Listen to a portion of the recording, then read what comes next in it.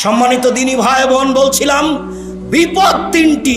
এক, এজা সারেবুল খমরা, যখন আপনি নেশাদার দ্রব্য পান করবেন তখন তিনটে বিপদ নেমে আসবে।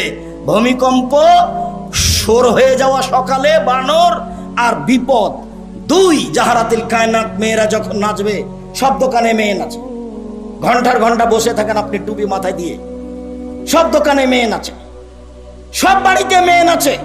নবী বলছেন যেদিন মেয়েরা নাচবে সেই দিন এই তিনটা বিপদ নেমে আসবে। ওয়াদারাবু বিল মাযিব, যেদিন বাদ্যযন্ত্র প্রকাশ পাবে, সব মোবাইলে বাজনা বাজে, সব বাড়িতে বাজনা বাজে, সব দোকানেই বাজনা বাজে, দিব্যি দোকানে বাজনা বাজছে, টিভি চলছে, আর আপনি সেখানে বসে আছেন। আপনি বলছেন আমি 5 ওয়াক্ত সালাত আদায় করি, আপনি গ্রামের সর্দার, এগুলো বলছেন।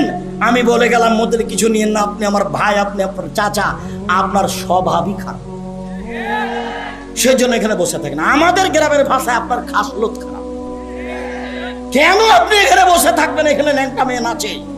আল্লাহর নবীকে বলছেন, যাবের আল্লাহর নবী, হঠাৎ যদি আমার চোখটা বেটি ছেলের উপরে পড়ে যায়, মহিলার উপরে, তা আমি কি করবো? এটা জিজ্ঞাসা। হাদিস বুখারী মুসলিম। তখন আল্লাহর রাসূল তাকে বলছে, তিনি বলছেন ফা আমারানি, আল্লাহর নবী আমাকে বললেন আন আসরিফা বাসারি, আমার চোখটা আমি ফিরিয়ে নিই, আমার চোখটা আমি ফিরিয়ে নিই। তা আপনি টিভিতে কারণবশত যদি খবর শোনেন, তো এভাবে থাকতে হবে, এভাবে থাকতে হবে। আপনি ওই রং মাখানো পতিতালয়ের মেয়েটার মুখখানের উপরে তাকিয়ে আছেন একবারে এক খেয়ালে, তখন আপনি তাহাজ্জুদ পড়েন। এটা হলো আল হায়া মিনাল ঈমান ওয়াল ঈমান ফিল জান্নাহ। লজ্জাই হচ্ছে ঈমান, ঈমানই হচ্ছে জান্নাত। আল হায়া মিনাল ঈমান, ঈমানই হচ্ছে জান্নাত, ঈমানই হচ্ছে জান্নাত, ঈমানই হচ্ছে লজ্জা, লজ্জাই হচ্ছে জান্নাত। আল্লাহ রাসূল বলছেন, সব নবী বলতেন এজালাম তাস্তাহি ফাসনামা শেতা। সব নবী বলতেন।